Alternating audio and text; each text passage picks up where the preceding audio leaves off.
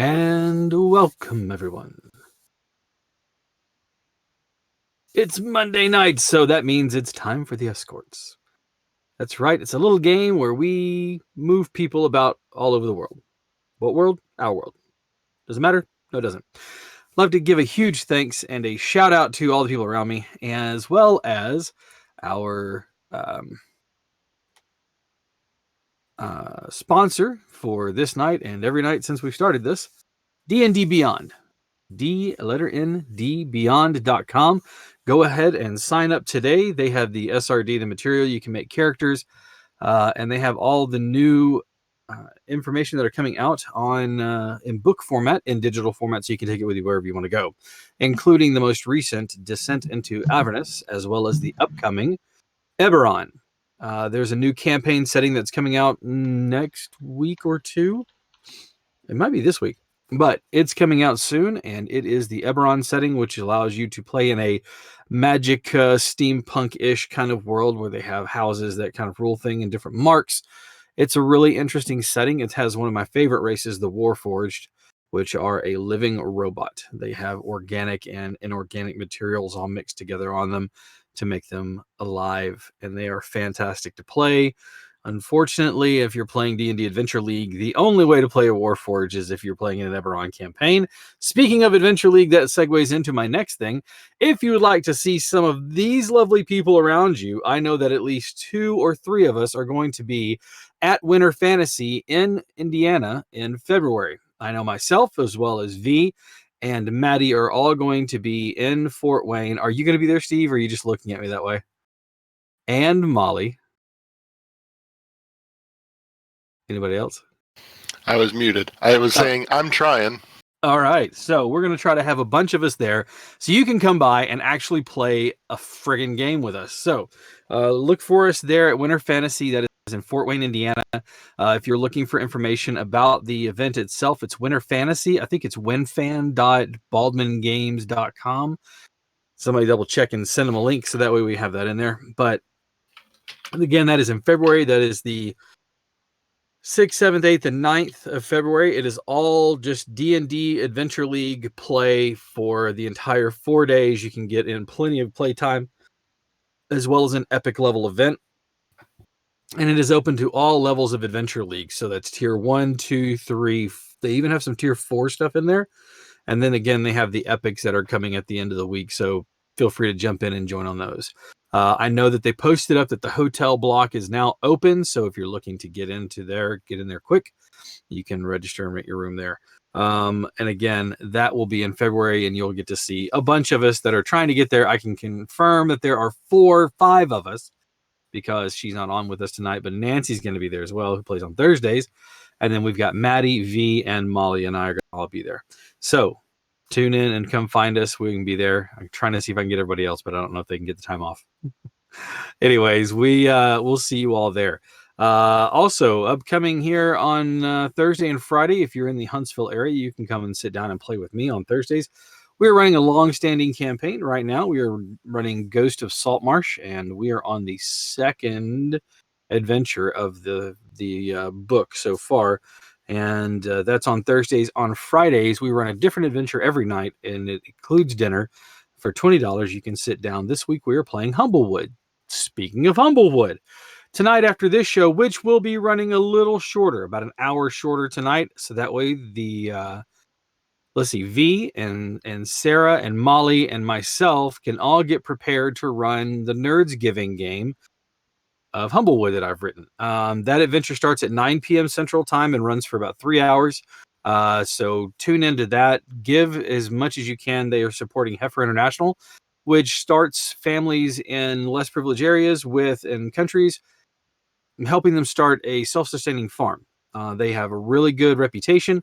As a matter of fact, they're probably one of the only charities, one of the few charities out there that has a clean record as far as what their people are into.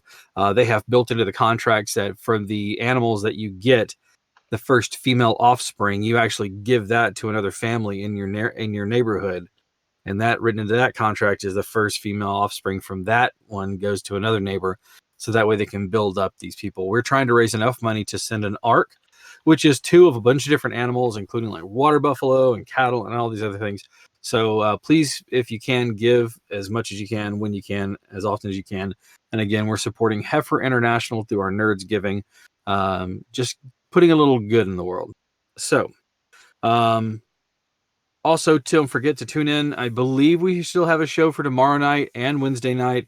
And Thursday night, we hit a little illnesses last week, so thank you for bearing with us. I think we hit a little illness last week. Anyways, on Tuesday nights, we're running Esper Genesis, which is a sci-fi game. On Wednesdays, we are running Big Eye Small Mouth still, as far as I know. It should be the last episode this week. Oh, so we'll have to figure something else to And do on then Wednesday. then the Wednesday night showcase goes away until the new year. Wednesday night showcase goes away to the new year. That's okay. You can still watch me over on Nerdsmith on Wednesday. Obscurum. It is a crime noir City of Mist game, and it's a lot of fun. We go black and white, and we run mysteries, and we talk with a lot of like detective novel and crime noir lingo. And it's a lot of fun. Come tune in there over at We Are Nerdsmith. We'll try to be hosting it here as well. Let's see. And then on Thursdays, we have Curse of Strahd, run by our very own Maddie. And I don't know. Do you guys have much left? You have still a lot left, if I'm not mistaken. They're just hitting the Amber Temple. Oh, so yeah, they've got a lot left to go. Not only are they just hitting the Amber Temple, but they still have all of Castle Ravenloft to explore. So you're talking like another year. No, my aim is to be done Curse of Strahd by the new year. Okay. Somewhat into the new year. Okay. And then we'll be starting Baldur's Gate Descent into Avernus. All right, so there we go. That's what we got coming on during the week, and again, that will be the end about the new year. We will be taking a break, and I'll go ahead and announce this as we go on. We'll be taking a break over Thanksgiving that week, so I don't plan on running any shows that week. As far as I know, the Thanksgiving week, you are running a show? My Thanksgiving was in October. Okay, for the United States Thanksgiving, sorry, forgot, Canadians. For the United States Thanksgiving, at the last week of this month, I know that a lot of the American run shows, so that means Tuesday night, Monday night, of course, Wednesday night, Obscurum. We will not be running a show that week. As well as during Christmas, we're going to take a couple weeks off to kind of refresh, recharge our batteries, replan things, and kind of organize stuff and get it together, and hopefully come back with new verve and what have you. Anyways, I have rambled on enough for now. So last week, our team fought a hag for the security of our buddy. Well, yeah, I know there were 2. Hang on. For the security of our buddy Ezra. Come to find out that it was a mom and the daughter. They were vanquished by our party, but not without being at a near cost for some of them. However, they were overcome. And now they return back to home after making sure that the area is clean. Nope, I know, I see you shaking your head. Underneath the area, there was a tunnel that led from a tree back underneath and out through a trap door.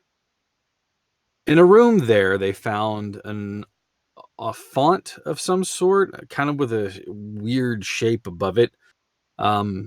They come to find out that some of the things that the liquid that was in the font could do, this pearlescent looking liquid, had some interesting applications. They also found some items, some treasure, if you will. As well as what, Eric? A magical dagger of some description. A magical dagger of some description. And I think there were a few more items that we handed out, didn't we? Let's see. In the house, it was the bag of gemstones and what me as the player believes is the Night Hag's soul bag. Maybe. But I don't know that out of character, or in character rather. And a potion.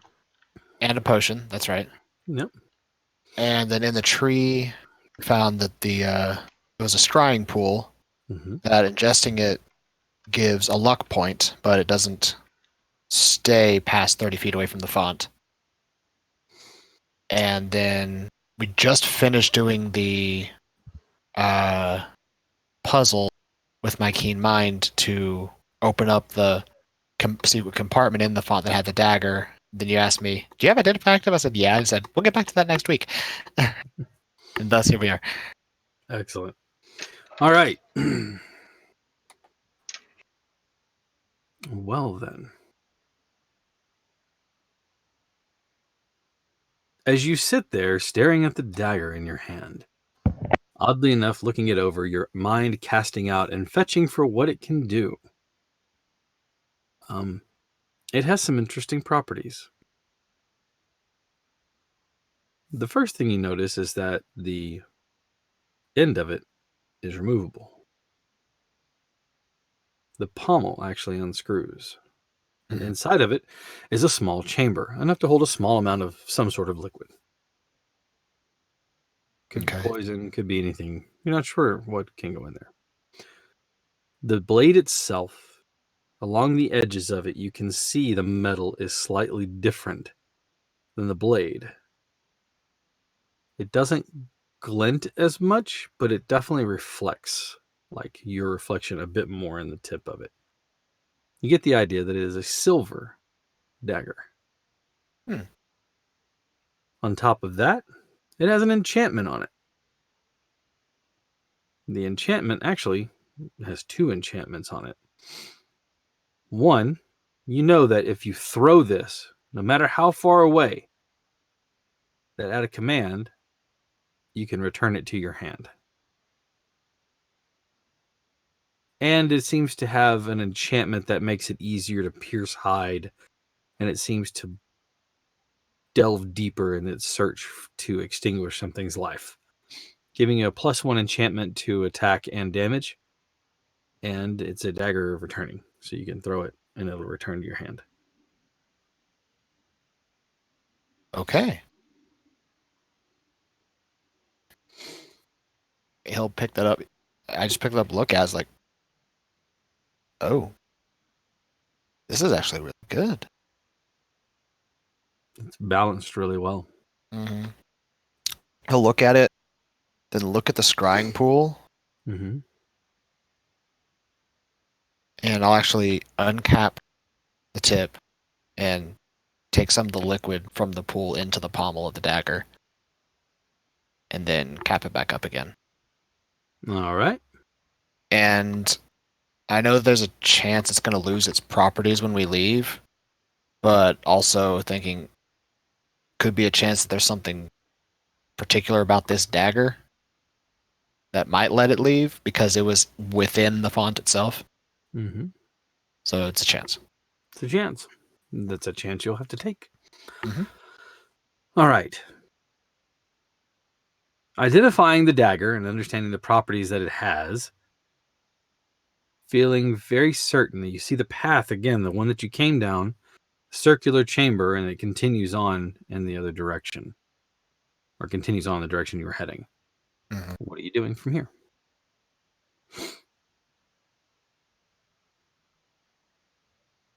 Well, he'll look at Zora and say, well, we can go back the way we came, because this is actually a pretty interesting find, all things considered. And if that other hag jumps us, I'd kind of prefer the rest of the party be with us. Probably better not to go down the hallway without knowing what's down there. I don't have my familiar with me right now. Maybe yours. Good check. She looks over at Axe and is like, could you check the hallway? Make sure there's nothing ahead to the trapdoor, please. Well, of course. I'll be happy to. And you hear the droning of the wings as they disappear down the hallway. It's gone for a couple of minutes. And as you do, you see a light at the far end kind of come into view and then disappear again. And after a few more moments, you hear... Seems there's a trap door at the other end. Unfortunately, I couldn't open it. Not strong enough, of course. Sure, if we beat on it long enough, someone upstairs will open it. Sure. Other than that, I didn't see anything of importance. I think it's safe to say you can go that way. Probably easier than walking through open ground. All right. So heading down that way. Okay. As you approach the end of the hall, you can see, sure enough, the outline, a little bit of light coming through it of a trapdoor. There's not a ladder, but it looks like there have been rungs that have been dug into the plain dirt and intervals so you can put your feet and hands and kind of climb out using it like a natural ladder. Okay. Try to open it. Okay, it opens up. You just get the idea that maybe the very small sprite wasn't able to kind of open the door. Yeah. You open the trap door. Those of you in the house still see the trap door bang open. Quickly spin around. You see Satael's head look up. Figured out where that tree goes. Tree? Yeah. Well, good to know. He'll Did there appear to be any tunnels off of the tunnel leading back to the trap? Not that you noticed. Okay.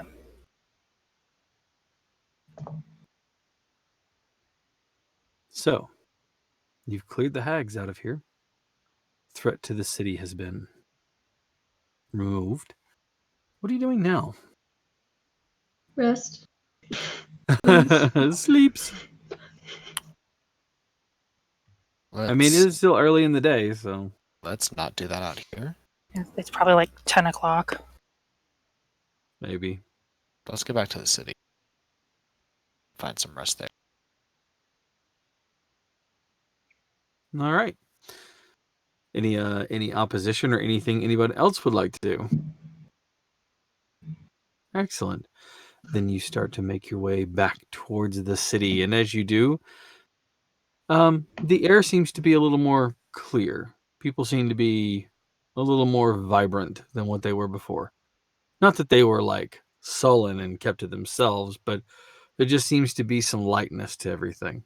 You're greeted with many more hellos and good mornings than we were before. Satiel's mask is back on. Is Ezra in his human form? No. Okay, big honkin' Oni form. Out of habit. How Oh, tall are you wait. in Oni form? Oni for me 6'8". Okay, so you just look like a big scary human with pale skin, or do you have like big teeth and things like that? He's got big teeth, horns, a tail, pale skin. People notice. Yikes! I noticed that down across from a little alley or anything. Hide behind Tonga, crouch a little bit if I have to, and shifting into polymorph. Tonga opens his cloak out so that kind of hide behind it. Yeah. Like, where are you doing that thing where you can kind of hide your buddy so they can't be seen? All right, as you Yeah. You change. shift And back then into your human form. Human form. I like to think we'd keep the height, but he definitely looks more human. No horns, tail, eyes are normal. No big teeth. All right.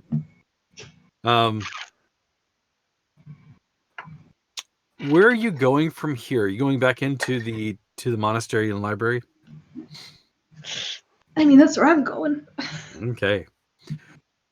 You're heading in that direction to take a sleeps. Anybody else doing anything else? Or are you all resting? Still like to scry for my mother at Which some has point. already been paid for. Okay. Zistari, on the other hand, is going to go take a long rest because HP.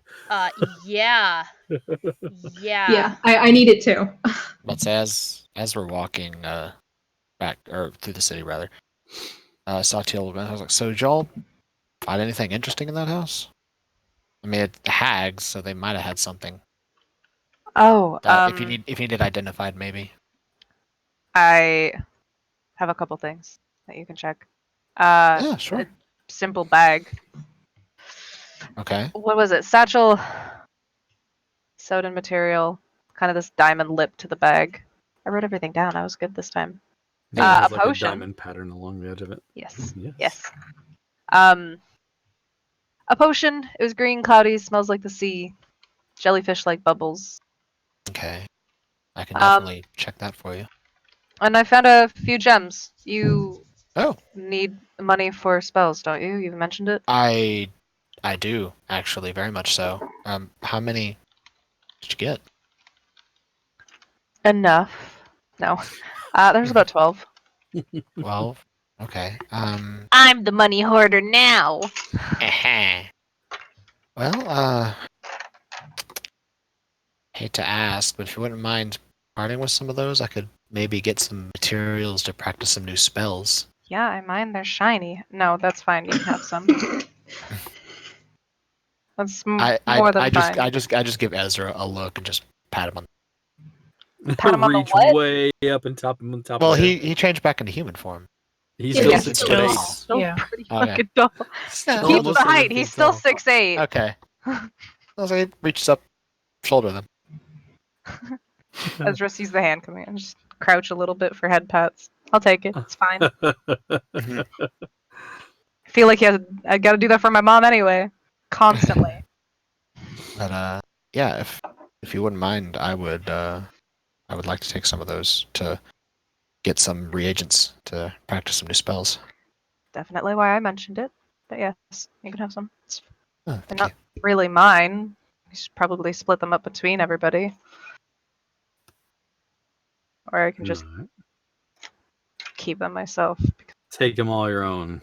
They're all mine. I'll give you 2. Nobody gets anything. Give me My 2. gems. Yes, you can take 2. Alrighty. I take 2. All right. And they are worth. Did I tell you how 50 much they were worth last time? 50 gold. 12 each, gems okay. at 50 gold pieces each. Excellent. I do good at some point. We're writing things down. Better than me. Stupid half paper. It's even upside down, I think. No, the other side's upside down. Sorry. All right.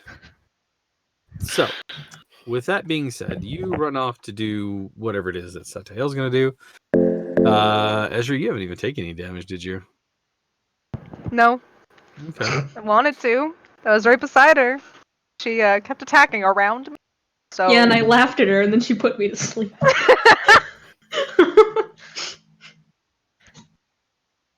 Proving you are not an elf at all. Yeah. Sorry. As some of you head off to take a nap, a long nap. Zora, where are you going to? Long napping it? She didn't get hit. Short napping it? Get your She's spell slots back? she's gonna go find somewhere she can watch the forest from the monastery and just kind of sit there for a while. Can I actually? Go ahead. I was gonna have Tonga ask a favor of Zora. Hmm. Do you know this library well enough? Do you know if like written histories and stuff in here? I don't know if you or Sateo were the person to ask about this. If you want book learning, talk to the boy who knows where north is. I know some stuff about plants and stuff like that, but I'm not. I will have a chat with him later. She All right. All right, bedtime. finds a spot to sit. All right. Say As all. you go ahead. I'll say Satya. I'm going to use one of those gemstones to get enough materials to practice and learn the protection from evil and good spell. Okay. You can find that one in the library easy enough. All right. Mello, what are you doing?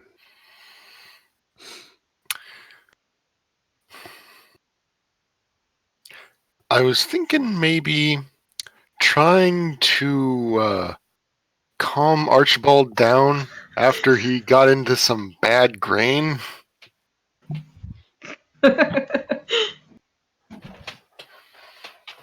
Archibald, no. Had, Is he getting like some fermented grain?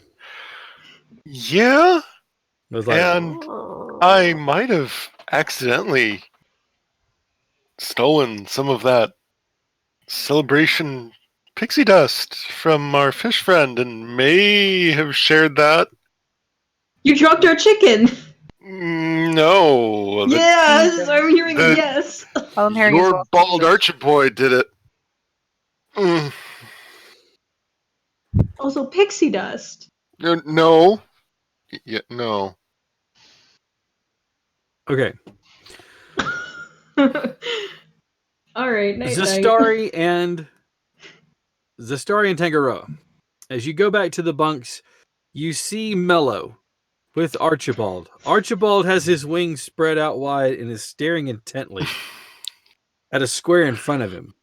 What did you do to our son? Dancing around Archibald in an elegant display of drunken, besotted twirling is Mello, who keeps saying and encouraging Archibald to keep his wingtips up and spin. Spin like a thistle on the wind. Spin like a dandelion floating across the sky. Spin. The chicken's just standing there. Does You will spin when you are ready. Did you Does, teach him anything? does Satael lock his door?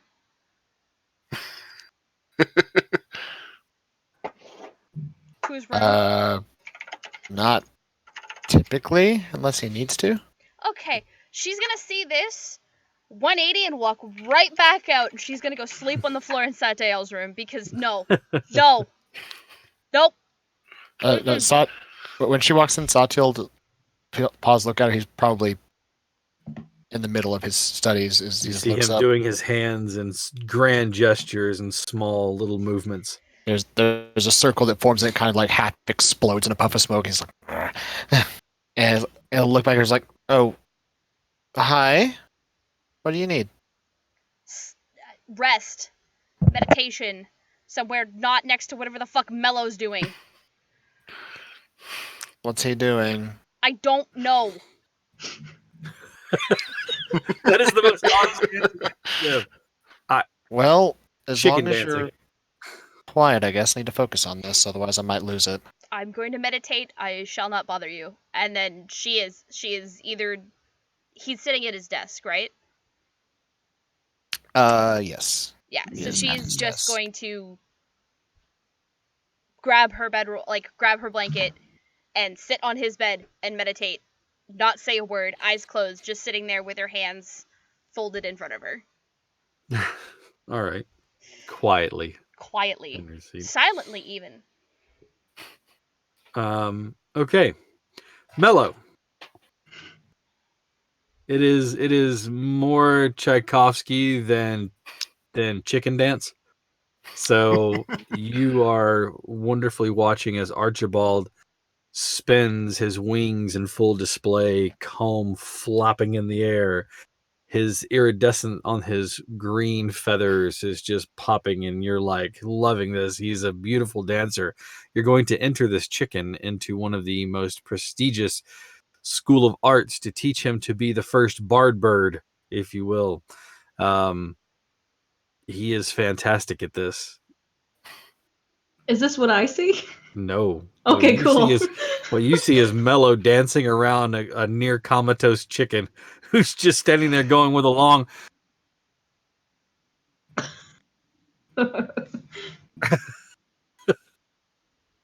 But You will never not be beautiful, my boy.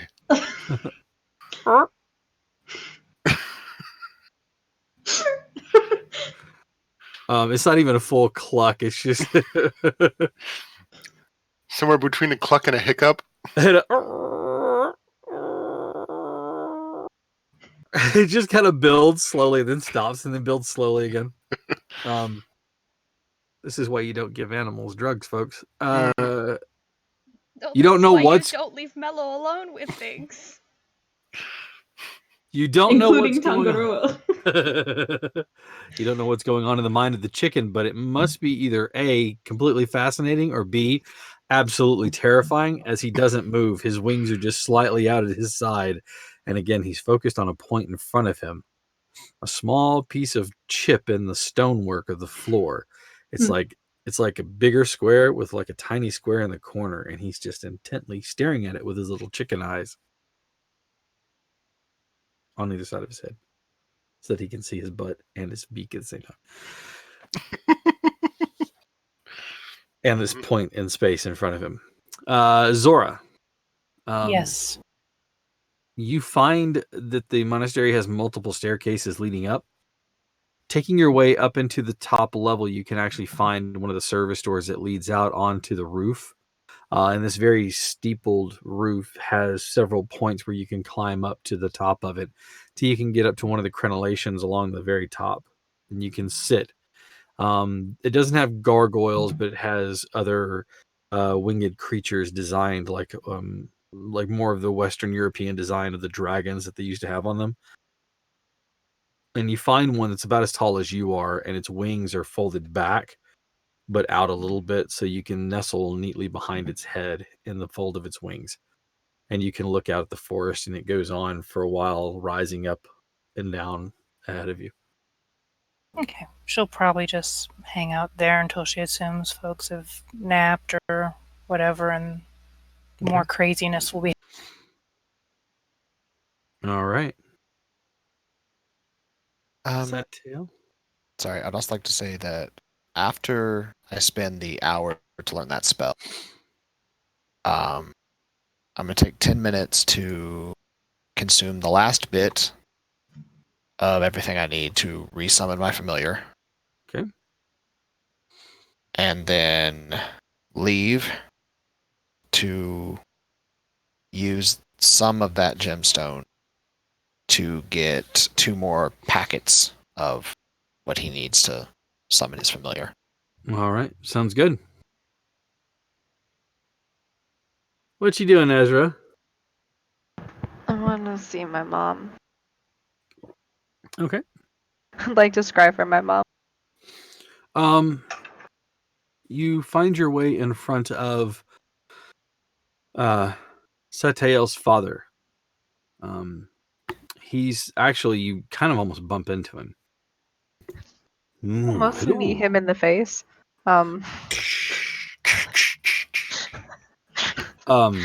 He looks up at you with a nice warm greeting, his long beard. Ooh, hello. Ezra. Yeah, yes. I was told you may be able to scry for my mother. Not me personally, but I do know someone who can. Follow me. Mhm. Your acquaintance, the story, taking care of everything. Yes, I heard. I'm grateful for that. Odd, but a good friend. Mhm. Anyways, follow me. He leads you through the monastery into some adjoining rooms. When you come up a staircase, you open up one of the cells, one of the rooms, and you can see that it's not a whole lot in there. There are a few benches.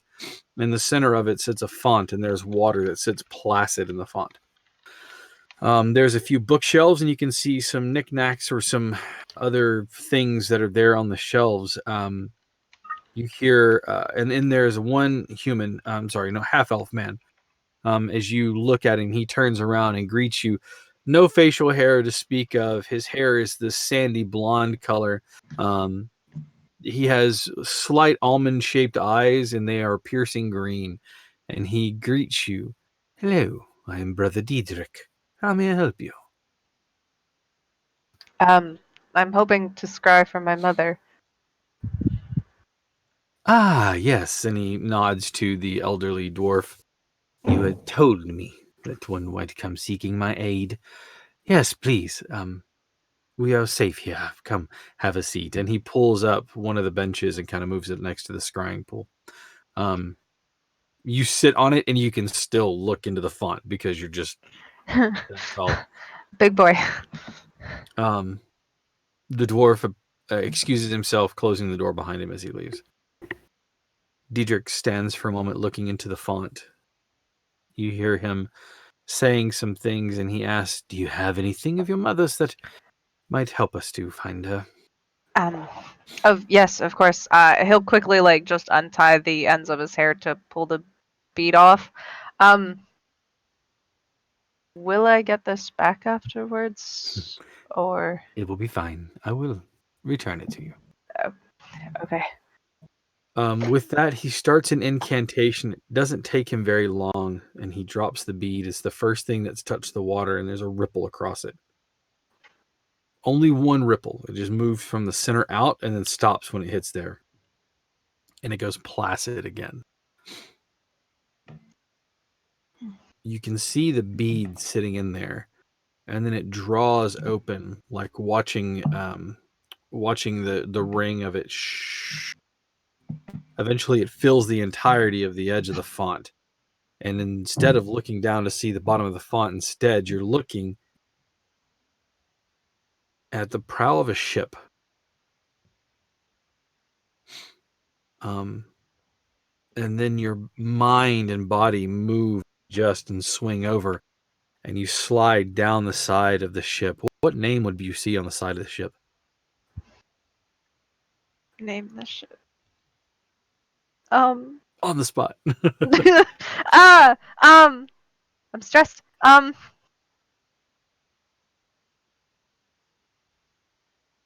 Shit. I don't know. That's okay. It blurs past, able for you not to really catch the name of it, but you know good and well who the pilot is, and sure enough, it settles. So you're looking at their back. You see a face turn. Describe what we would see if it's who we think it is. Well, if it's Mommy Dearest, Mhm. Eleanor is a small water genasi of a woman. She has I have a picture of her somewhere. That's good that I've lost it. Mhm. She doesn't dress like a captain. She looks very Mhm. much like looks like she'd be a little rogue. She has the same sort of crop top idea that Ezra wears consistently. Marks across her face and her shoulders and her arms. She has this kind of little netting sash that she wears around her waist, and then long blue gray hair that flows out a little bit at the ends. She looks pleasant, but he knows better. Yeah. Well, sure enough, she seems to be right where she is at home on the sea. And you watch even in there as sea spray comes up, and you see her pointing out and telling people, barking out orders in her voice that you're so familiar with. You can see them smiling back and snapping salutes to her, and you can't hear the words, but you hear "Aye, aye, Captain" as you watch their mouth move. And it's like as you watch her speak, and it pans around to show her face as she holds the helm of the ship with a steady but easy hand. You can see her barking out commands with her other hand, and even though you can't see their you can't hear it, you know exactly what she's asking to. It's commands that you've seen her give hundreds of times. And you watch as the boat, your view stays in place, but the boat and the whole thing tips out of sight for a second and then comes up, giving you the idea that she hit a huge swell. There's no rain, but the water still has enough chop to give her swells. And she is riding this out and loving every second of it. What she isn't is screaming in pain and crying out and being torn away from you. She's at home. A whole entire load has lifted from Ezra's shoulders. His shoulders kind of even out a little bit, seeing his mom in her element. So, As you watch the image starts to pan and get smaller away, as though you're looking at it from a far distance. And as you watch, it's not because that the image is getting far, but the bead is shrinking back down, cutting off the view. And as it sinks to its normal shape, he reaches into the font and pulls it out, but you can see no water drip from his fingers, nothing on his hand. And he hands it back to you. I take it quickly. It's completely dry. Ugh. Perfect. Easier to tie back into my hair. Thank you. I very much needed that. Of course. And if you ever need my services again, you know to find me. Thank you. I'll make sure to keep that in mind. No. You're welcome. If you see Thydir, would you please send him back to me? Thydir is the dwarf. Daddy. Okay. Yeah, daddy.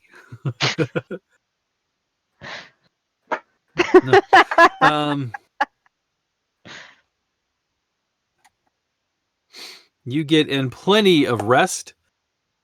Is there anything else? Mello, you finally kind of come down and realize you've been dancing around the chicken. Now, instead of doing like these pirouettes and spin like a whirling dervish, you resorted to like hopping on one foot as you come in a circle and hopping back on the other foot, twisting your arms, and you realize as you start to slowly come down, you're exhausted and you kind of slump against the wall. Archibald is now sitting down on his legs, like, on the ground, but his head is kind of lolling forward as he is kind of just quietly.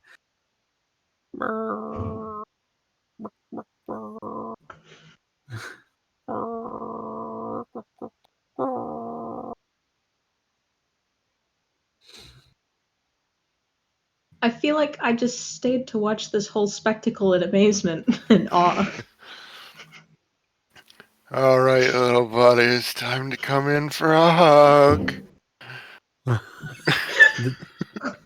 What you see is him just kind of slowly making his way over there. What happens is the chicken just kind of looks over at you with his little chicken gaze and just goes.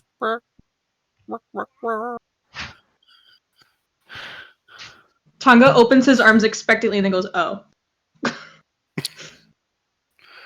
Just in my head. Feathers. You're gonna polymorph the chicken into something else. A gator. That's an idea. That's gonna happen. All right. Our son, the chicken gator. You say that, but Archibald will become a T-Rex in short order. So he's gonna go to his. Thank you. He's gonna go back to his primitive ancestry. Okay. I was waiting for someone to get that. You all finally get some rest. There's one more thing I do. Sure. After everything, he's gonna go find his father. Mm-hmm. It's like, hey, Dad, can I talk to you in your room for a second? Of course. And since you gave me inspiration, I'm gonna burn the inspiration to do this since it's nothing combat related. Okay.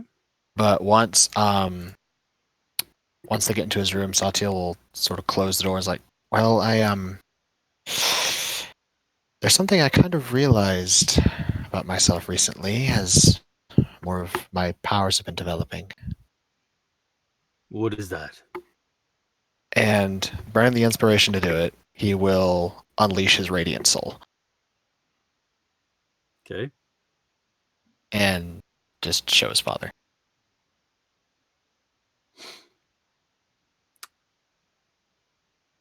The idea looks nonplussed, not surprised. He closes his eyes and. Didn't you? What's that? You probably already knew, didn't you? You're pretty wise like that. Well, I had my guesses, given that you didn't change any of the shape. As you've gotten older, assumed that my first guess was probably the right one. Do you know what you are? Yes, I am an Azamar. You know that's no easy life. I know. There's something that's calling. As it does. Called to do what I feel is just and right. To try and do something to help this world. Sadiel, you're a good man. If a bit I want to say erudite, but a good man nonetheless. I know the path you're on won't be easy, but it looks as though you've surrounded yourself with a few good people. So I'm not going to worry. More than a few, despite their eccentricities and various oddities. They're all good people, at least in their own ways. You know the stories of when I was a nut of the cloth, wielding hammer. So, Yeah. he clears his throat, looks down, kind of like looking at his fingers. I know that this means I might not see you as much as I'd like, but that's the lot in life. Don't be a stranger, though. All right? Of course. He'll walk over, sort of bend over a bit, just wrap his arms around his dad's, like, just no matter what happens out there, you've always been my hero, Dad. And I've always tried to model myself after your example. Well, that's good to know. And he kind of like shoves away. Go on. By that Ruin point, my reading glasses. by that point, the wings probably would have folded in and vanished into little wisps of light. Look, whatever it is that calls you, like I said, it's going to be a hard road. Never hesitate to ask for help. Don't let your pride be your undoing. Because God knows you've got a lot of it. Listen and learn from others. I'll try. And one more thing. Mm-hmm. Always be kind until it's time to not be kind. Do you understand? Yes. Good. I know I can snap a bit when it comes to fiends. I'm just saying sometimes it's better to listen for a moment than to act and have regret for a lifetime. All right. I'm hungry. And he pats you on the arm. Let's go find something to eat. Yeah. By this time, you've all gotten a long rest in, and the brothers and sisters of the monastery are gathering out in the pavilion to have their evening meal. Mello, you're feeling very hungry, a little groggy, but okay. Can't believe you're getting lit at like 11 in the morning. Look at you. The first step is admitting you have a problem. The first step is admitting you have a problem. That's all I'm saying. All right. Who stole my weed? You said that wasn't weed. It's not weed, but Still. All right. You guys eat a hearty meal. Sora, you can see people moving into the pavilion from where you're at. She'll move down, probably towards like when she sees like the last of the people coming in, and just grab something.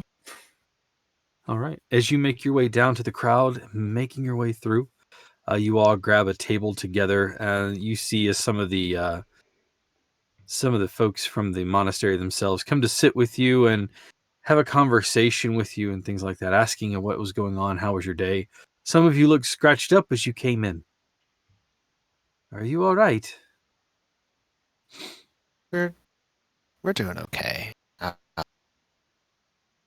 Turns out there was a night hag that was attacking. And that One of us. immediately, like, murmurs burst out through the entirety of the pavilion as they all come up. The next thing you know, there's a group of people like gathering around, and it's quite the throng, and they're asking you all manner of questions. How did you know it was a night hag? What led you to this?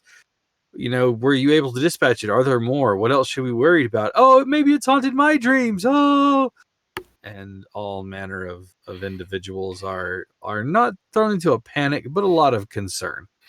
And Saltiel will explain what happened, and that through his research and his studies, like these are the things that you can do to protect yourself with these measures, like the magic circle or protection from evil and good spells. If you have someone use it,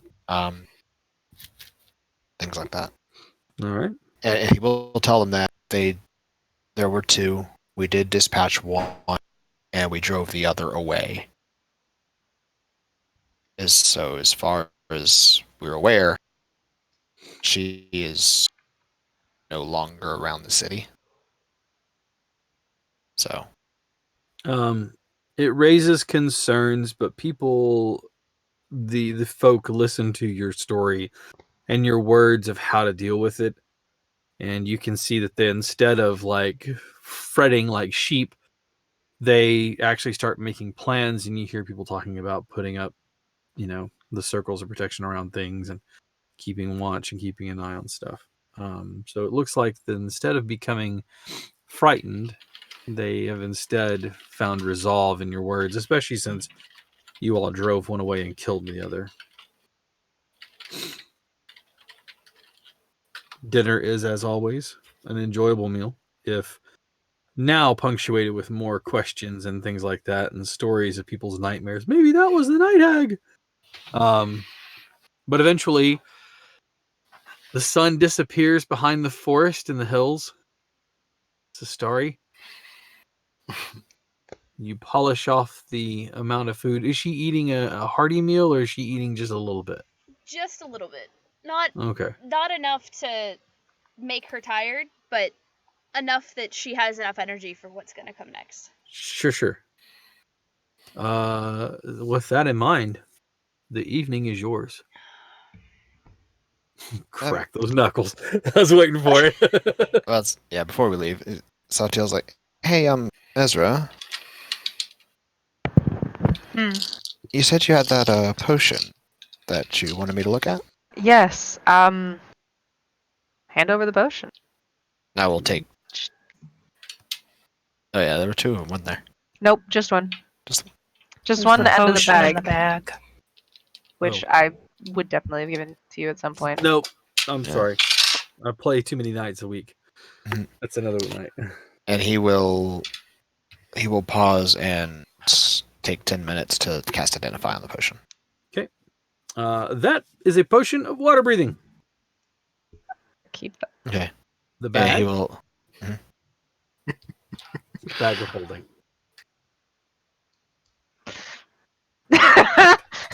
Saltiel, he's like, this is okay, so this potion will help you. You said you're from the sea, right? If I remember correctly? I traveled over the sea on ship, yes. This will let you breathe underwater for a little while. Oh. That's fun. I could go swimming with keeping Tonga, this. not drown. Saltiel, he is holding the bags and I'm keeping this. You have no idea how many books I can fit in this thing. Does anybody have questions? Like maybe one, because it's small. Yeah, it's not It's really. a satchel. Watch this. He'll open it up. He'll pick one book out, put the book in. Pull another book out of his pack, put it in. Another book, put it in. As he just slowly just putting his stuff in this bag. and as you do, It You gets kinda eaten because hold it's a the- mimic bag. No, I'm kidding. It's a bag of devouring, so everything gets. As you do, you turn and open the satchel up and hold it open, and Ezra, it looks empty. Satya will pull his hand out, think about the book he wants to pull out, and then hold the book. Put the book Would you back in. still be upset if I put things in there as well? That's the thing with this. It can hold a lot, approximately, as I open up manage equipment. Holding, because D&D Beyond, wonderful tool, everybody. It is. Can manage So- all of your items on your character, and using the DM's guide, which you Yeah. have to purchase separately, you can actually look up those things. We'll say now, this thing can hold up to about 500 pounds of equipment and items, but it can't exceed a volume of about 64 cubic feet, and it weighs the same regardless of how much stuff is in there. So it will always weigh about 15 pounds. But if it is punctured or ruptured, everything will spill out. However, we never, ever, ever, ever, ever want to put this inside of another item that has the same kind of enchantment, like another bag of holding or anything like it, because that will just tear open a portal into another plane and suck everything in. I just imagine Ezra just holding a finger out to your lips, going. Shh. Got it. Sorry.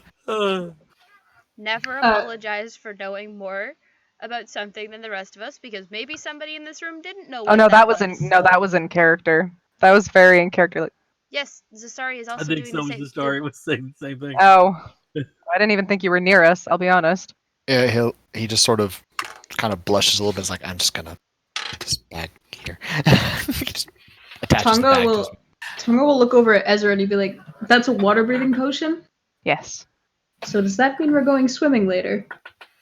I'll take it. Yes. He I'd like to. It's a quiet little like.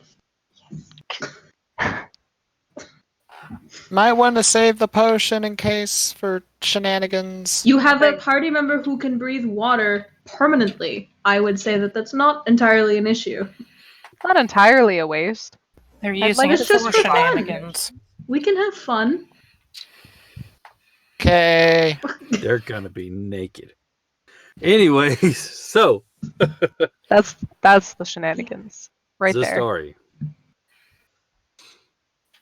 Who needs a potion to be naked? Anyways, Zastari. This guy. So Are you? yeah, I mean, like, I would like to get to the fighting pit tournament thing that I organized and would actually like to get to, so I'm not late. Another week. No pipe. No, that'll be the running gag from now on. Next week we're gonna go to the pits. It's just- We'd like to apologize to Matt Damon. We really wanted to have him on the show, but we're just out of time, and then it becomes the joke from here on out. All right. Yes. Is anyone going with you? I will come. I was invited to come along. Watch if need be. Anybody else? I'm following along because I feel like it'd be. I hate to feel like I'm left out. You don't Maybe like this FOMO? can be bonding for all of us. You don't Not all like of the us needs to FOMO fight. feeling of missing out? Mm. Mm-hmm. Okay. Satya Zora- will go. Okay. Satael's going. Ezra's going. We Yeah, know Everyone Tunga's else going. is going, so she'll follow. Kind of I'll sit with quietly. you, Zora. It'll be fine. It's all good. Yeah. All right. I can show you the gems I've gotten. The shiny rocks. Thank I you can for show those, you by these the nice way. shiny rocks. With Zora and just show off his rocks. Check out these rocks. Is that a good place to be bringing a bag of gemstones? Probably not. To fighting pit? Oh shit! Hey, It is Ezra. if you bet. It is 50 bets. Satya opens the bag. Oh, Yeet. there's 10. I don't know what Okay. all those Cool. are. But When I reach in there better be Be 10. You already gave me my share. There's 2 for everybody, right? there's 10 Bless Um, him. Yeah. There's 2 for for everybody. everybody. Everybody, this dude. Everybody, unless they want to get their fingers bitten off by my teeth. Huh? What? Sastiel just pauses, looks up at Ezra. It is fine. Have I small mentioned angel how much I man. like you? Please don't eat my fingers. Please don't eat my fingers. I need Fine, my Rennie. fingers to do my research and stuff. I need my fingers to do my magics. Yes, I do. Please don't Just eat one. them. Just one. They don't taste good. I can promise. I mean, This is my spirit finger. All right. You make your way to the fighting pits. Finally. Following the directions in the way you got there the last time. And as you head down into the small basement area, a place that Sateo you've never been to before. Like, oh, I didn't know this was even here. People are already gathered. You can see that somewhere there are servers that are moving around the crowd with, bottles of bottles of alcohol and serving them. There is a master of ceremonies. He is currently down in the pit, and he has a small, it looks like a wand, but it's got a circular piece on the end of it. You get the idea that it's something magical. It's not attached to anything. And as he speaks, though, it amplifies his volume so that everybody can hear him. Ladies and gentlemen, welcome to the Friday night fights. We're getting ready. Don't forget to sign up if you want to try your luck. Remember, you'll wake up just perfectly hurt tomorrow. No to the death fights here. It's all to either whoever yields or taps out or goes unconscious. Can't say that that's not going to happen. So, sign-up sheets can be found at the front. And if you'd like to fight, put your name down, pay the entry fee. We'll start fighting soon. And you can see a small rush of people that move to the front where you have 3 people standing behind tables. They've each got, it's a tall table that stands about to their chest height. And you can see that they've got pieces of paper and they've got charcoal in their hand. And as people are walking up, they're giving out their names. My name is Frederick. My name's John. And so forth and so on as they fill out. Eventually, I assume that you file into this line of people. Yep. Okay. And it is all walks of life. Men, women, elves, and half-elves. There's a couple dwarf, even some ogrelons, some like half-ogres. You can see all manner of folk that are signing up.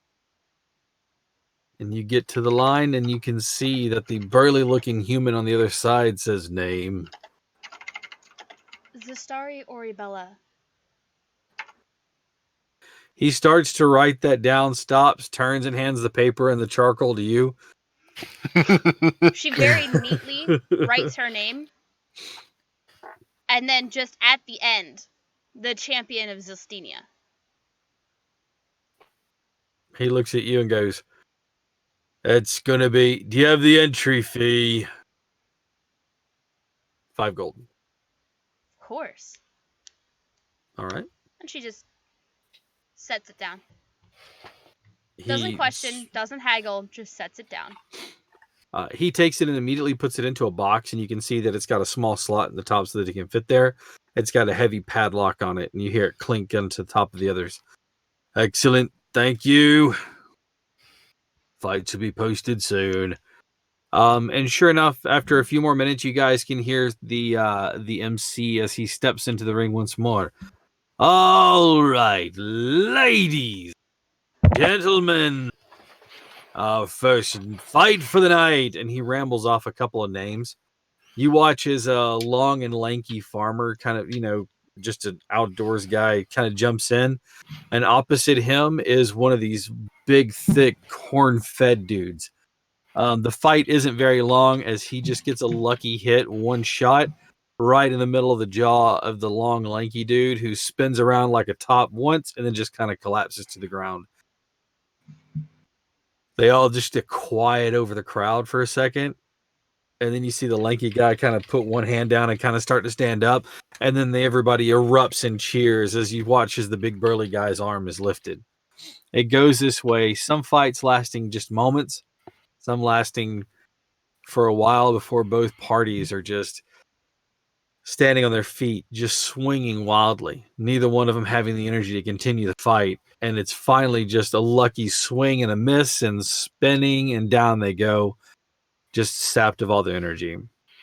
Eventually, after about an hour and 20 minutes, and you can see there's a big board up in front, names on it as they're doing kind of a tournament thing, people being removed and placed down in different brackets. And finally, you hear them call for Zastari. Wait. During While all this is You have happening, this time. this, like during the fight, she's going to have talked to the bartender to get Ezra a drink that doesn't taste like alcohol, but is alcoholic.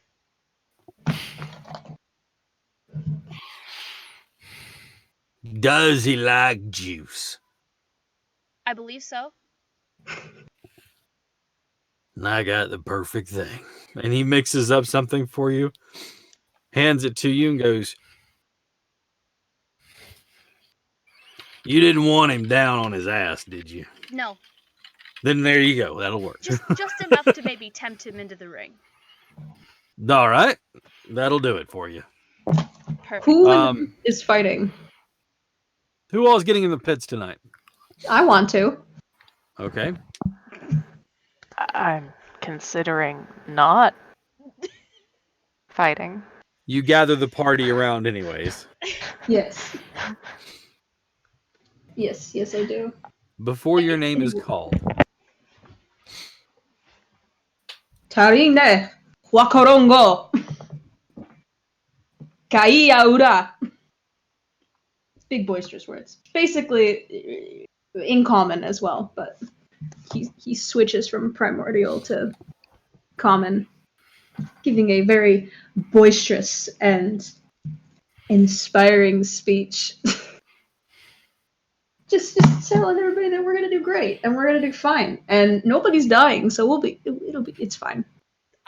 She promised no death. All right, anybody who heard that gets 6 extra health points. I guess I should probably take them, huh? temporary HP. Yes, temporary As HP. you use inspired leadership. Yes. Is it full on? Are you doing full on Haka, or are you just?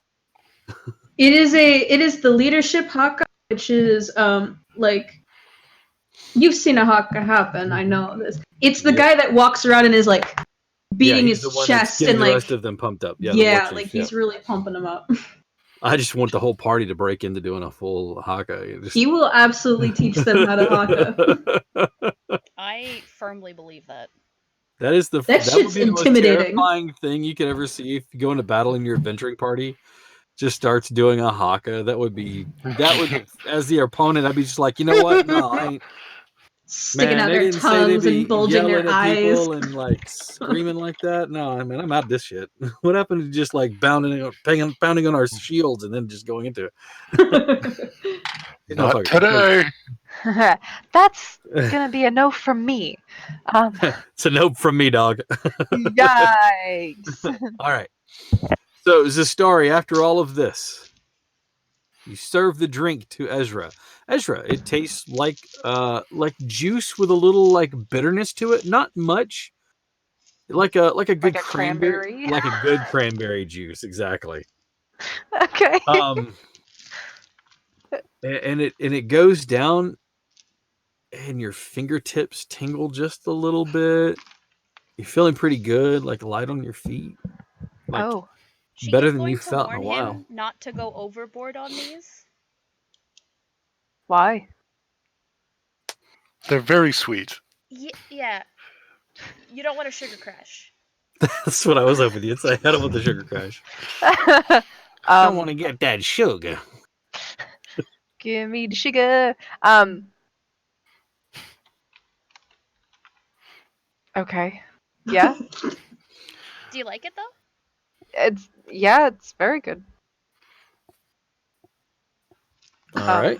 I'm gonna saunter over to Zastari, put my hand on her shoulder, look her dead in the eye, and tell her a dirty limerick. But then after that, you get bardic inspiration.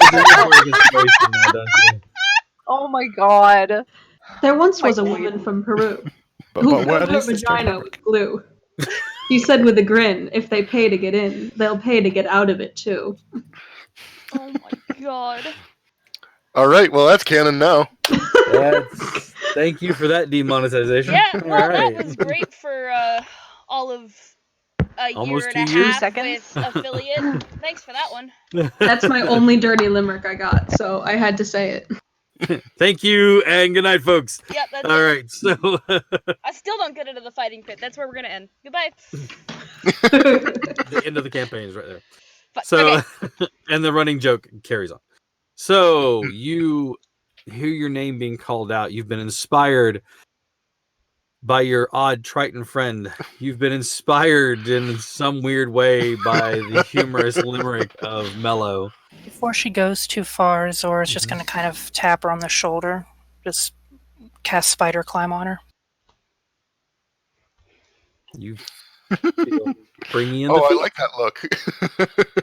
It's an interesting idea. How long does that last? I think an hour.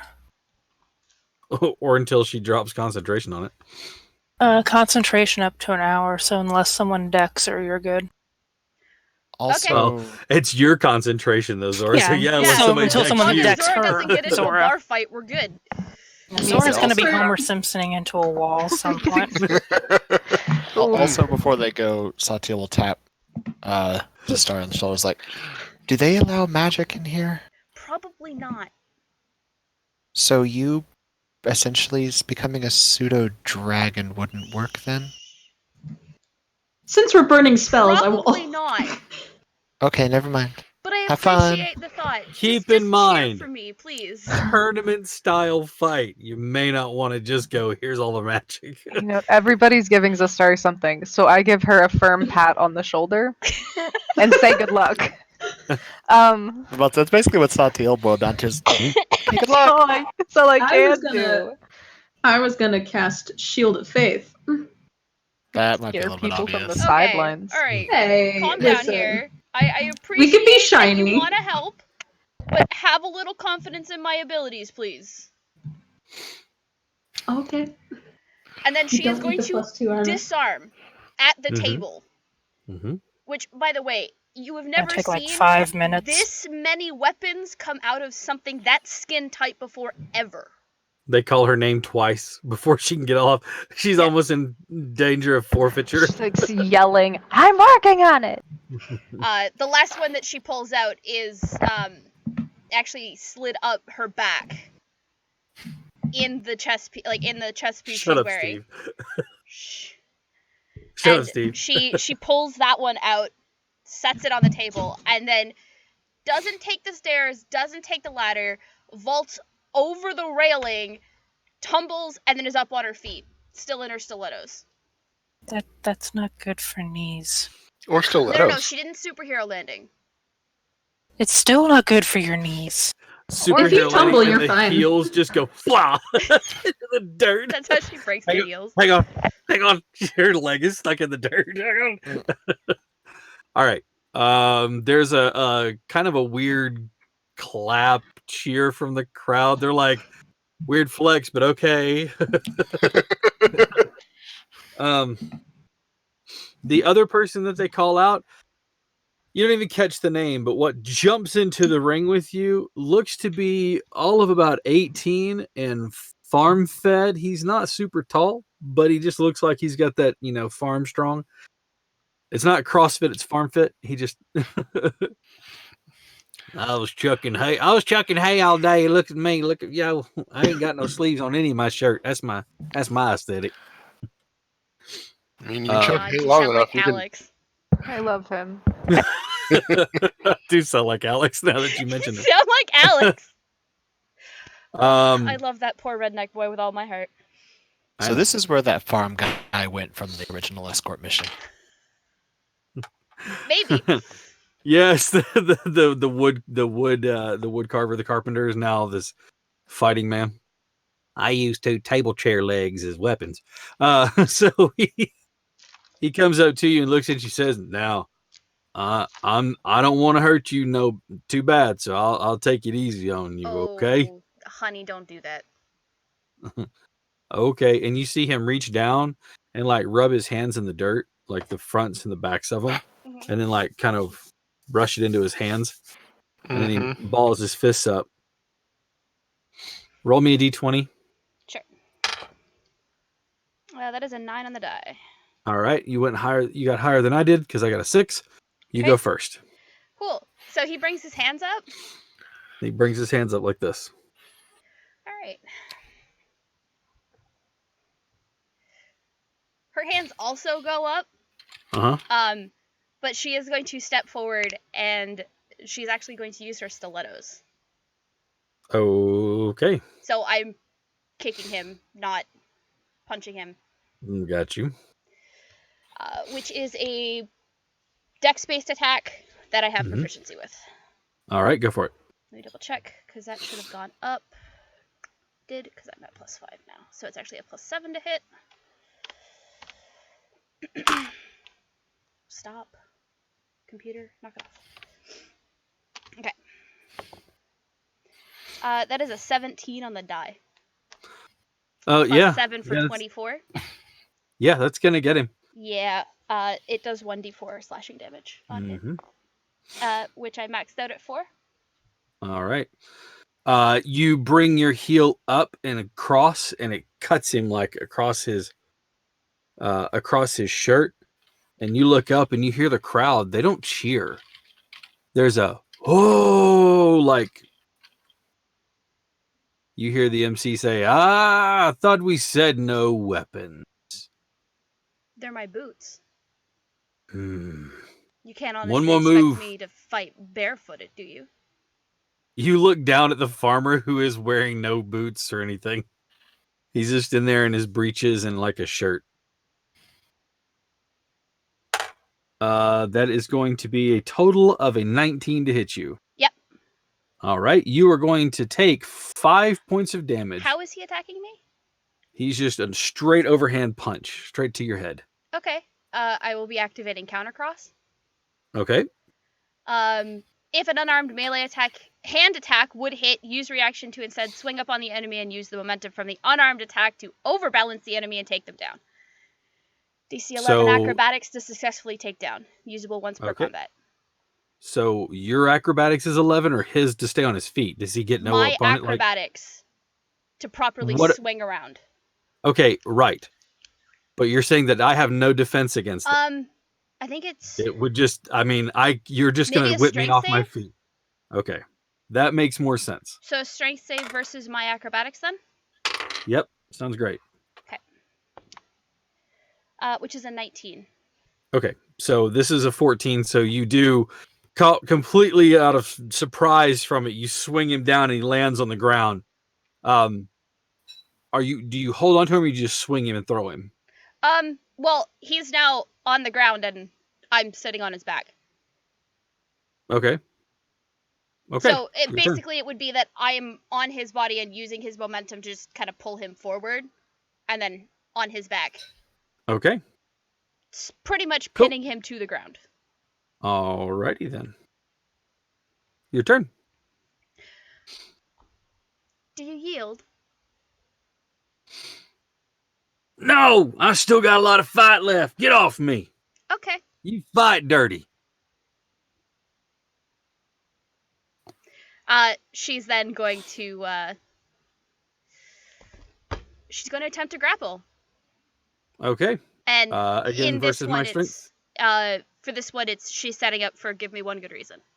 Okay. So it's against my strength then still. Yeah. Your acrobatics or athletics check versus my acrobatics. Okay, it's an 18 for me. That is a total of 18. All right. Meets it, beats it. Okay. So you can't quite get the grip in him. His shoulders are too broad for you to kind of get to reposition on him. Okay. On my turn, I am going to throw you off and stand up.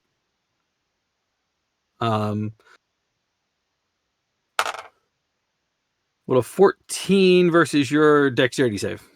My dexterity save? Mm-hmm. That's a 13. Okay. So he does successfully throw you off of his back, and he comes to his feet, and he looks at you. That was his movement to do that. His next thing is going to try to swing overhand again. 14? No. Okay. So this one misses. You stagger out of the way from his punt. Actually, no, you would have been prone from his throw, right? Because you didn't make the save. No, you're just on your feet. That's fine. That's fine. You You're would on your have feet. thrown me back. So Mhm. I thought the dexterity save was to stay, keep a hold of him. Keep a hold of him, right? You're right. So you're thrown off of him, but you're not prone. Yeah. All right, your turn. Okay. Well, in that case, let's see.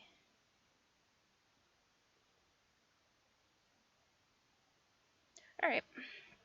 We're going to attempt to hit unarmed attack. All right, go for it. The fists up in the old 1-2.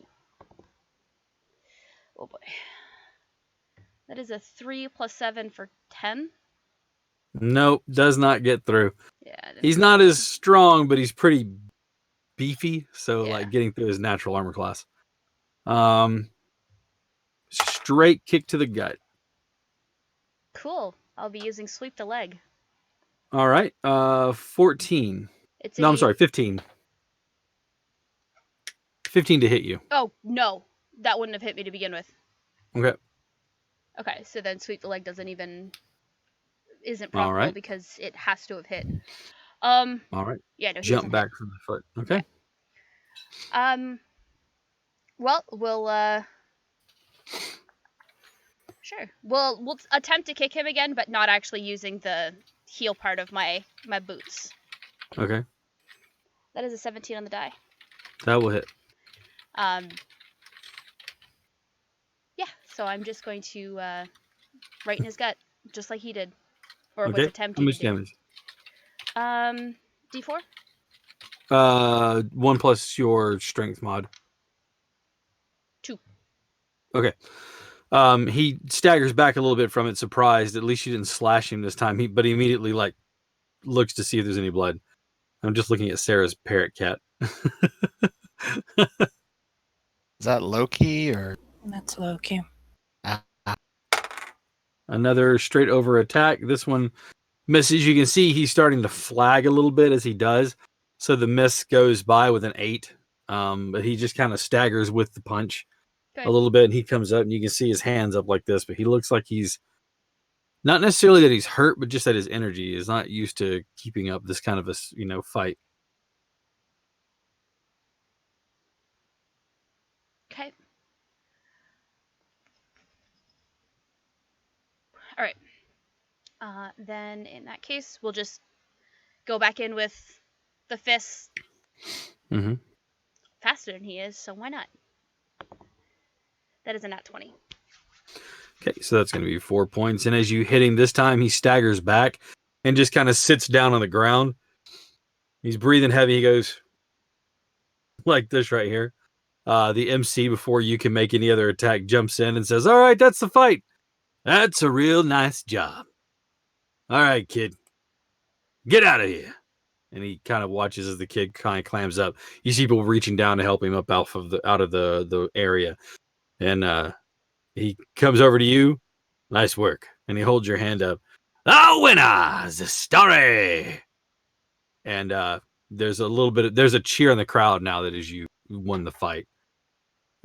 This goes on again for another 20 minutes or so, and eventually, Ezra, did you put your name on the paper? See, that's the other question. You may be feeding him drinks, right? No, she didn't write his name down. But I mean, he said initially that he would, and then sat down to, I guess, drink. So I'm gonna say yeah. In the words of Dumbledore, did you put your name in the goblet? Yeah. All What right. did you put your name in the goblet of fire? He says calmly. He says calmly. All right. Eventually, your name is called. Oh.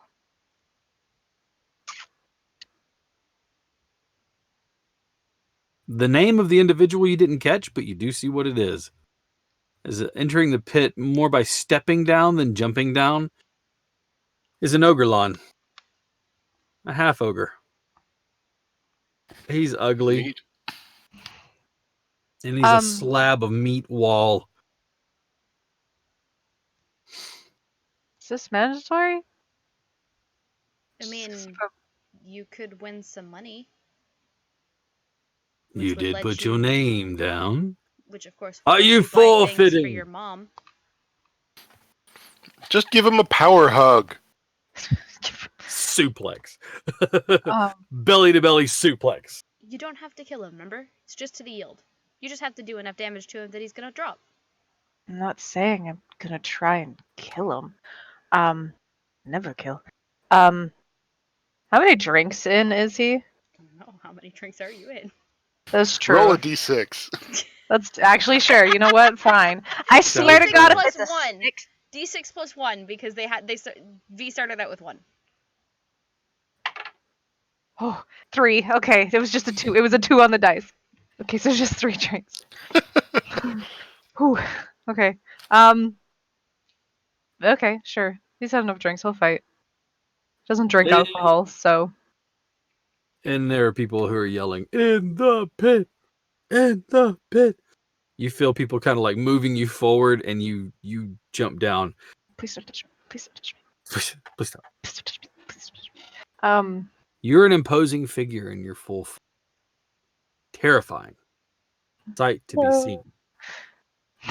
Still stands almost a foot or so over you. He towers over you. Mm-hmm. And you can see, like I said, he is a slab of a brick wall. Do you know Giant by chance? Yes, I do.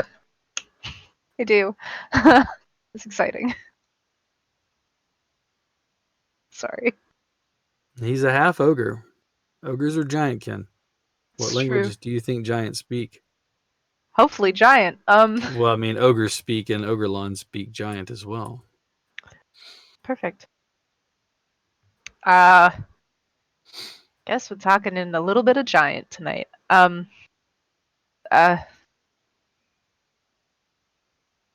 feel really awkward, but all I think you would say is hello. Hello. He tilts his head to the side for a second and looks confused, and then repeats in giant back to you. Hello. And it's the formal version of hello. Yes.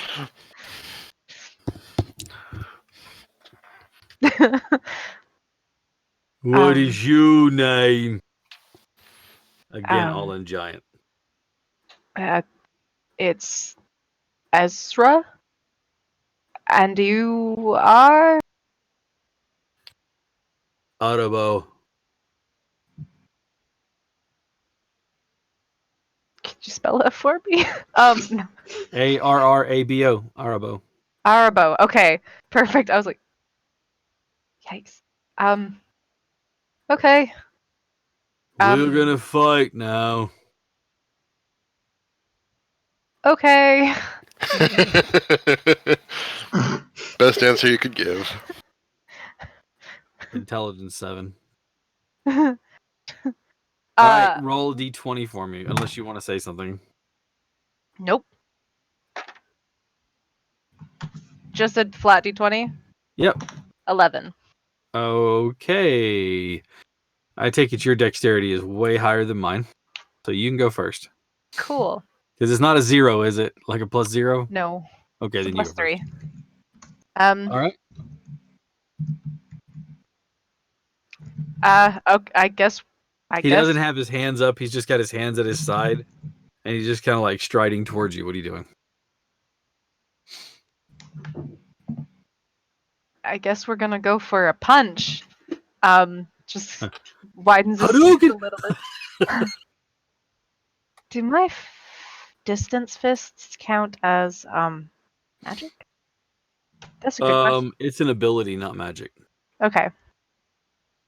I mean, they would look at it and go, "Hey," but it's not magic. It's technically a punch, just from a distance. Pure force. No, he'll go for a punch, I guess. 15? Yes, that will hit him. Okay. For some reason, I didn't expect that. I was like, did I? It's 5. You, from a distance, you just kind of like snap your hand in the air, and you're. Oh no, he's going up to punch. Oh, you're punching. No, we're going up to punch. We're not doing that. Okay. So you boom and hit him, and it's like hitting solid muscle that has like a layer of flab on it. And he just kind of was a good one. Do you have another one? Oh yeah. You're a monk. Do your full thing. I'm a dummy. 20. Dirty 20. That definitely hits. 8. You hit the other side. Oh. Do you have? Is that yours? You don't have multi attack yet. That was yours. No. Wait. Okay. No. Go ahead. He is going to swing with his mighty fists at you. That is going to be an 18. Hit. All right. He is going to do a considerable amount at 4 points of damage to you. Ooh.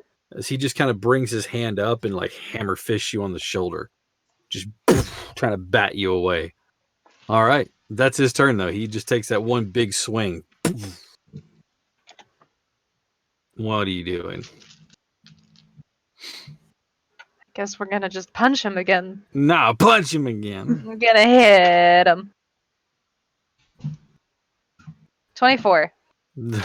Yeah, that definitely hits him. 6.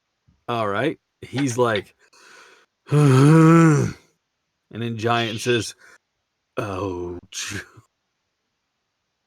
Do you want to stop? Should we? Don't like this. Well, if you want to leave, I can stop.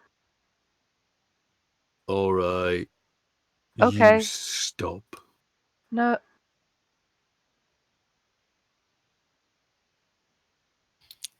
Okay, you know what? No, he'll stop. He won't take the second hit. We'll see what happens. He just looks up at the man and says in kind of slow, common, in the way he says it in Giant, I don't like this. There's a small group in the back that you hear like throw their hands in the air, and you can see they're all like angrily like yelling at him, but they're yelling in common. And it's something along the lines of paid good money for you. What good are you? You were supposed to be the winner. You stupid, stupid creature. And all sorts of insults being hurled at him in common. You can see the crowd is not enjoying this either. And they've kind of like moved themselves away from the group that's yelling and stuff like that. Huh. If you want him to win so badly, why don't you come and take his place instead? I'll say it in common. All I'm saying in common. Up on the edge of the ring. Whatever, monster. We don't like you either. We had It's enough fine, I money, don't we'd care probably much for buy you your hide too. I'd like to see you try.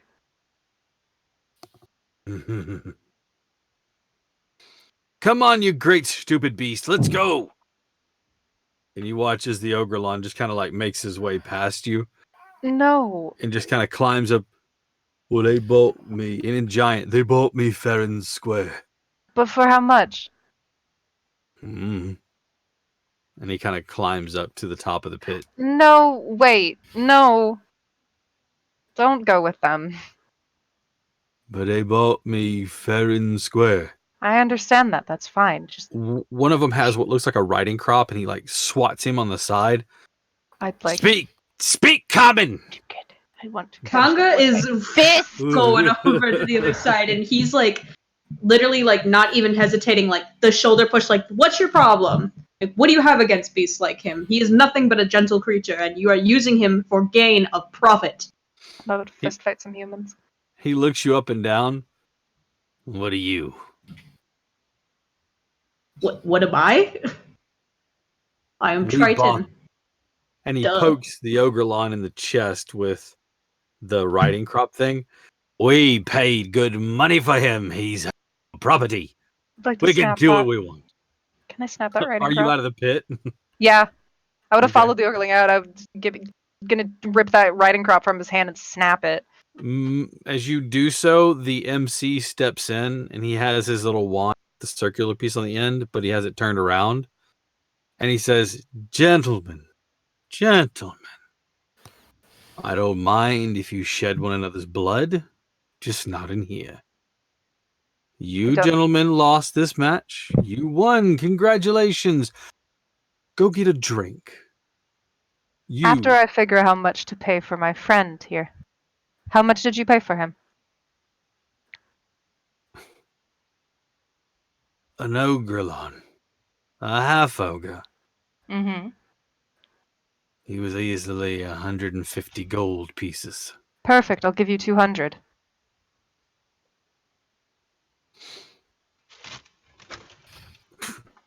We've lost money the way I see it anyway. Fine. And do you hand him your money? That's in Satael's bag? Yeah. It's going over to Satael like, can I have 4 gems, please?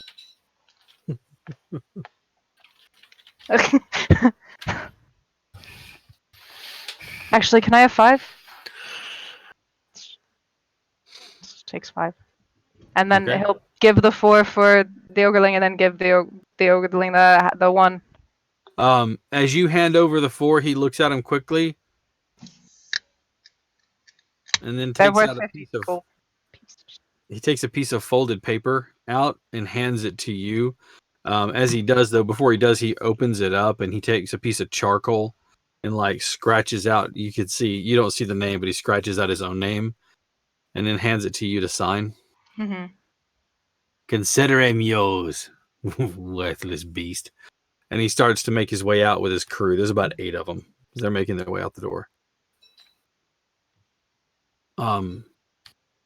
Arabo looks at you. It looks like you've bought yourself an Ogrelon. It looks like I've bought you your freedom.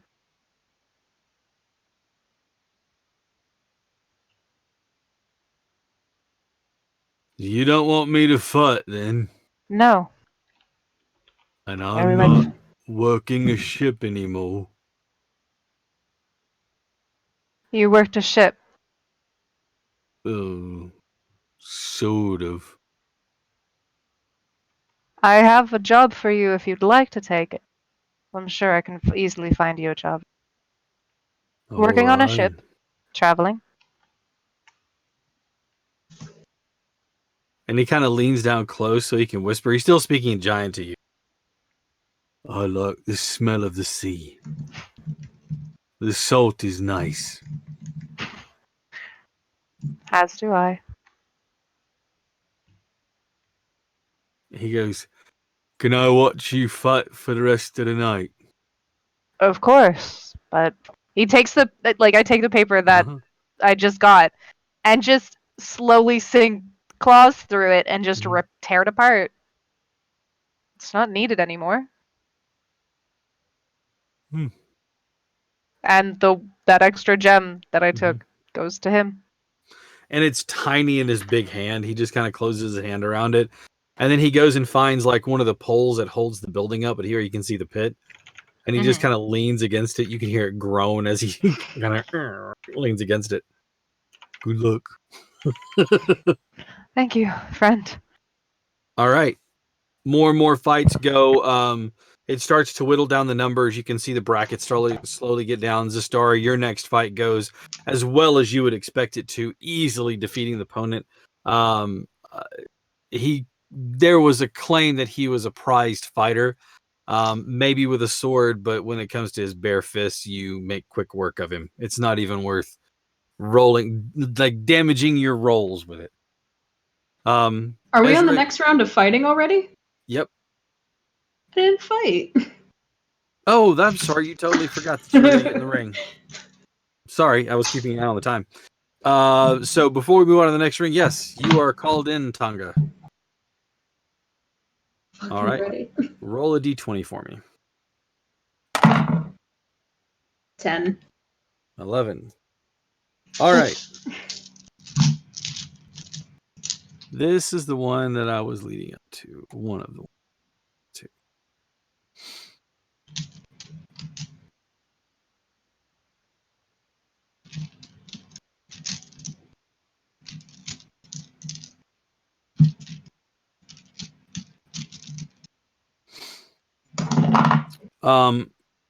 The woman that you're facing off against easily bounds into the ring. You can watch as she's just like on the balls of her feet. Her hands are at her side, and she seems to be dancing back and forth. She doesn't keep her hands. She keeps her hands low as she does, and she moves lightning quick, closing the distance between you two before she starts to swing. Oh. And because I rolled higher on my d20, I rolled an 11.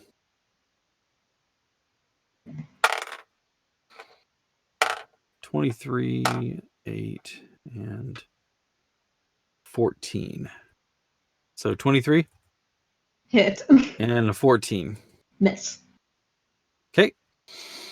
I need you to give me a dexterity saving throw, please. Okay. 9. All right.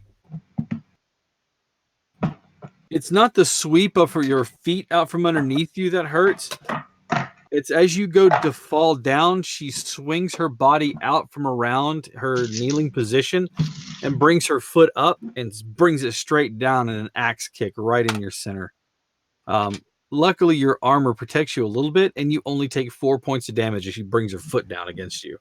Okay. But you are prone on the ground right now. It's your turn. Okay, well, I'll stand back up. Okay. And I will try to pooch her. Pooch her in the foos.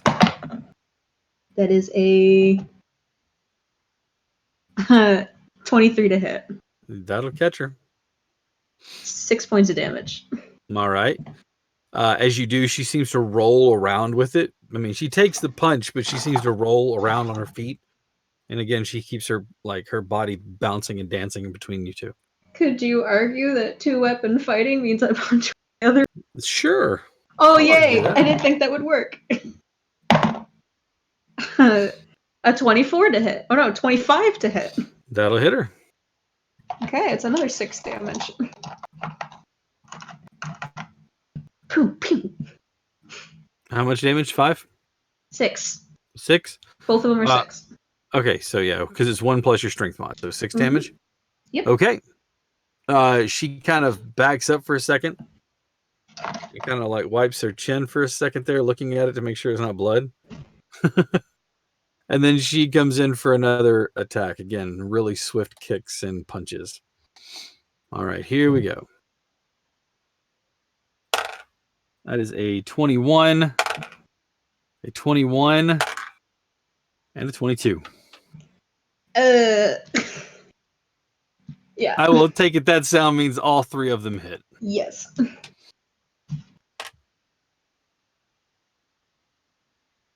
Ow. 5, 10, and 6. So 21. Oh. And give me a Constitution saving throw. What? Critical fail. Nice. As she strikes you, you realize that each one of the hits is a precision shot. With the tips of her fingers, then her elbow strike, and the last one is just a quick kick to your side. And as she does and puts her foot down, you go to try to move, and your body is absolutely locked in place. You can't move. You're stunned. Is this allowed? You What fighting the a monk. fuck? You're fighting a monk. Come on, Tonga. I know you. Ezra yelling from the sideline. Wow, even with advantage, that's a 10. The same thing. Literally a 4 and a 5, and then a 5 and a 4. Come on, advantage. Get your ass together. 18 hit? Yes. Okay. Because you are stunned.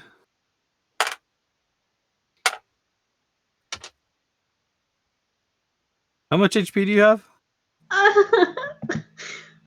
25. Oh, okay. You're still up. That was 14 points of damage. Owie. She steps back for a second and she keeps herself. Now you can see her other hand that was at her side kind of come up, and she's just weaving in and out. It's your turn. And to answer the question that's probably burning in the back of your mind, I'll allow you to use a smite. I was gonna say, if she's fighting dirty, I'm not dirty. She's not fighting dirty. She's just fighting how she's trained. I know. Okay.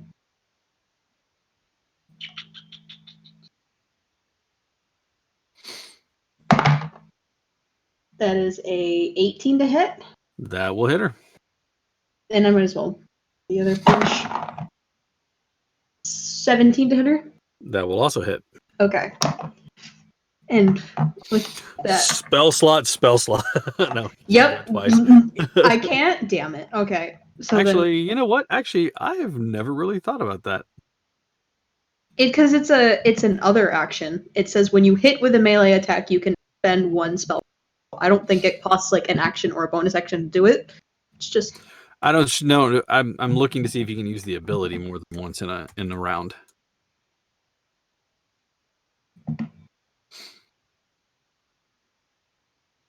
I mean, I wouldn't see why not. You could activate Smite on 2 separate attacks if you're doing extra attack. It does not say that you can't. So, yes, I will say that yes, you absolutely can. Okay. So. Yep. That's 12 base damage. 12 base damage. Yes. 11. 10. 33. 33 altogether. All right. Just. And as you do, your fist like ignites with radiant damage. As you slam into her feet slide back, leaving furrows in the dirt. You press the attack and hit her with a second one.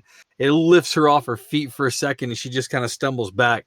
This time, she kind of does that whole anime cough thing and looks up at you, wiping her face, wiping her mouth with the back of her hand. She brings her feet up or her hands up one more time, and this time she doesn't quite. Sorry, just 1 second here. Doesn't quite give you the full gusto. She's like, okay.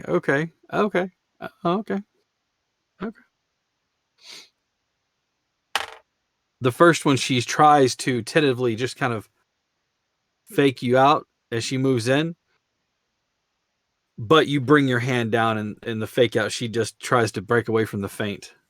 Misses you on the first one. Oh, Jesus. Misses you again. And a 12 for the last one. She's a little intimidated by your attack now, and so she's just like backing up a step, like, holy. She says something in a language that you're not quite familiar with, but you get from the way that it says it, it's like, remember, not to the death. All right. It's your turn. That is a 16 to hit. That will hit. Okay. And so that's 6 damage. I won't use smite. Okay. But I will give her the chance to yield. All He right. will just straight up ask her, "Are you yielding?" Not yet. 22 to hit. That will hit. Are you dumping a smite into this one? Yes. Okay. Math. 13. Let's see. So that's 19. 19 damage. Oh no, 19 plus 6, 25 damage altogether. Because I hit her with one regular, which was 6. Mm-hmm. And I hit her with another regular, which was 6, plus 13, 25. Oh, 13 for the smite. Yeah, that's 25. As you do, you bring the second one overhand, and she puts her arms up to block it. And as you do, it just like sends her right straight into the dirt. Both of her knees drop, and as you move your hand back, she holds a hand up. I yield. I yield. She stands up and shakes her arms out and just kind of like rubs where you hit her. That was a nice fight. Tonga will hold his hand out and help her up, and as he touches her hand, 5 of lay on hands and healer. All right, she embraces your forearm and her own, embraces your forearm to help her up. As you do, she looks at you for a second. Thank you. And she starts to wander off, still kind of shaking her arms out from where you pummeled her pretty good. He's also not looking that good. He's limping out of that. All right. That fight. At the end of the second round, though, all 3 of you make your way through no problem. And you are given a 1-hour respite where we will take a long break, or a short break, I mean. And as far as we're concerned, next week we'll come back to finish our pit fight and see who will be the winner. I guarantee you one of these guys might not be the champion, but one of them might be. Until then, it has been my absolute pleasure. I am Heath. I am the Direbear GM. You can find me here on twitch.tv/DirebearGM. You can find me on Twitter at DirebearAC. Tonight we have had Maddie. Maddie, tell us a bit about yourself, your character, and where we can find you in the world. So I'm the, co-DM of Direbear Adventuring Company, and I run Thursday Night Curse Strahd, as well as a few games off stream here with Direbear.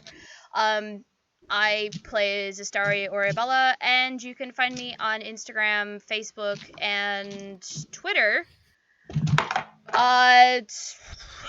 Instagram and Twitter are Dwy Pink Rambo, and Facebook is Pink Rambo. So excellent. You can check out my cosplays and all that other fun stuff. Please do. Her cosplays are fantastic. You guys should check them out. We got a couple of excellent cosplayers in here. V, introduce yourself, your character, and where we can find you if we were trying to stalk you. Yikes. V. I'm V. I play Ezra, who is a big soft boy. Who's a big scary soft boy. And if desired, I am Crying Ghost 2 Eyes on Instagram and Twitter. Excellent. Thank you very much. How about you, Eric? Well, I'm Eric. I play as I play Satiel, who is a know-it-all wizard of epic proportions. Yeah. On Tuesdays, I play someone else who is also a know-it-all, just in space. And if you want to find me, I guess I'm at Lucky Dice Cafe on Sundays. Yeah, you can always find me. I actually have no social media accounts, so you can't find me anywhere else. This is true. I should know. Except Discord. And playing a know-it-all, he's just playing himself in different games. I have been told I know the rules of D&D well enough to use them with surgical precision. Which is why we're very careful about any new game we introduce, just to make sure that Eric can't break it completely. Steve, how about you?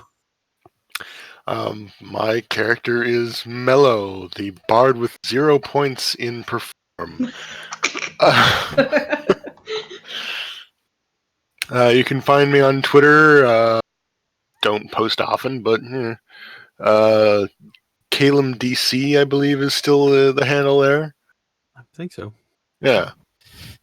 You can tell I use it a lot. It's like E.F. Hutton when he posts, you just read it. It's usually wisdom. Well, mine's the opposite of that most of the time, though. So, random observations, bizarre comments, definitely puns. All right. That's all I got. Excellent. Thank you very much. And again, if we're going to move over to Sarah, we are so thankful that Sarah's with us tonight. I know she's not feeling 100%. Mm-hmm. I will live. I'm Sarah. I play Zora, who is quietly wondering what the hell she got into. I play Kat on Tuesday, who knows exactly what the hell she's got herself in. And I have pretty much no social media as well. All right. And Molly. Hi, I'm Ollie. I play a fish on Mondays. I play an angsty teenager on Tuesdays, and I play a Goliath with a broken heart on Thursdays. Aww. She's not doing well. My only credible social media that I use is Instagram. It is a cosplay Instagram, Thigh High Cosplay. Tread carefully, it's naughty. But there are fantastic cosplays on there, so. Yes. All right. Thank you very much. I've been Heath again. Like I said, stick tight for those of you who are watching in about an hour. Sarah and Molly and myself and V will be playing Humblewood as we do the Nerds Giving. Come back and join Sarah and Eric tomorrow night for Esper Genesis, the Holocaust of the Ekajati. We're dealing with human trafficking. That's fantastic. We're a lighthearted bunch around here. And on Wednesdays, we have V, who's running a bunch of these hooligans through Big Eye Smallmouth. And then on Thursdays, Maddie is running a few more of these hooligans through Curse of Strahd, which I've seen some of the shenanigans they get up to. Trust me, you don't want to miss out. It's fantastic. Thank you all so much for tuning in. Stick around or come back. They will be over at /WeAreNerdsmith. All together, one word, We Are Nerdsmith. Give deep as you can so we can put a little good into the world. Thank you all. Until next week, we'll see you then. Bye now.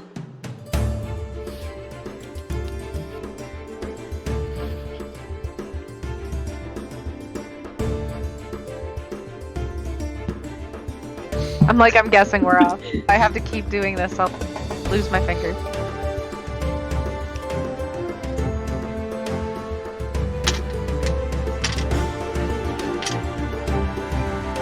I'm gonna make it a consistent thing where Ezra threatens people by eating that he's gonna eat their fingers.